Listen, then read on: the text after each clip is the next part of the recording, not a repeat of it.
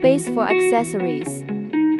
The master first fixes the rough material on the machine. Here we will use Shi cutting tools to complete. First we use a flat milling cutter for end face processing. Replace small tool. Use a chamfering knife to cut round and shaped holes. Use a drill bit to drill holes one by one. Drill holes sequentially from large to small drill bits.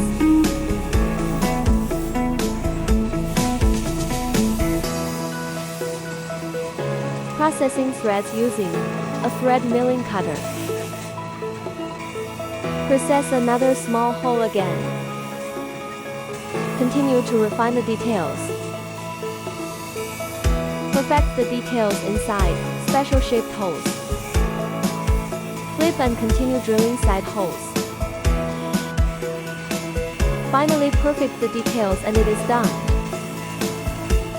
After the product is completed, the master checks the size of each hole. We focus on the production of precision spare parts. Please contact us if you need it.